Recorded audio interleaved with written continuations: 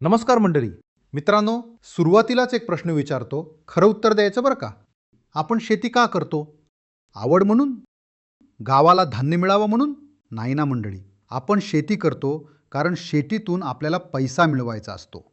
त्या पैशातून मुलांचं शिक्षण करायचं असतं, एखादी गाडी घ्यायची असते, नवीन घर बांधायचं असतं, आईबाबांना चांगल्या हॉस्पिटलमध्ये उपचार द्यायचे असतात. थोडक्यात काय तर आपण पिकांची शेती करत नाही, आपण पैशांची शेती करतो. आता मला सांगा, शेतीतून किती पैसे मिळाले तर तुम्ही समाधानी असाल? एकरी 50,000, 60,000, 1,00,000?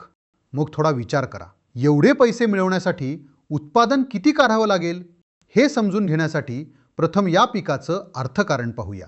चला, आपण कापसाचं उदाहरण घेऊया. कापूस पिकाचा एकरी उत्पादन खर्च साधारण 30,000 रुपये आहे. समजा तुम्हाला MSP एवढा म्हणजेच 8,110 रुपये प्रति क्विंटल दर मिळाला. तर मंडळी, तुम्ही केलेला खर्च भरून निघण्यासाठी तुम्हाला किती उत्पादन मिळालं पाहिजे? याचं उत्तर आहे 4.25 क्विंटल. म्हणजे 4.25 क्विंटल उत्पादन आलं तर तुमचा केलेला खर्च तुम्हाला परत मिळेल. म्हणजे नफा शून्य, तोटाही नाही. हा झाला तुमचा ब्रेक इव्हन पॉइंट. यापेक्षा कमी उत्पादन आलं तर तुम्ही तोट्यात.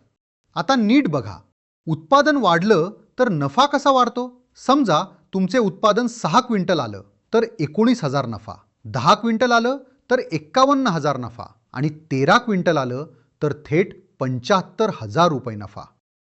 आता तुम्ही म्हणाल, 13 क्विंटल हे शक्य आहे का? हो, सत्यमेव जयते फार्मर कपमधील गटांनी एकरी 13 क्विंटल कापूस काढून दाखवला आहे. मग आता तुमचं टार्गेट किती? आत्ताच ठरवा. 5, 10, 15? टार्गेट नसलेली शेती म्हणजे कुठे पोहोचायचं आहे हे माहीत नसलेला प्रवास.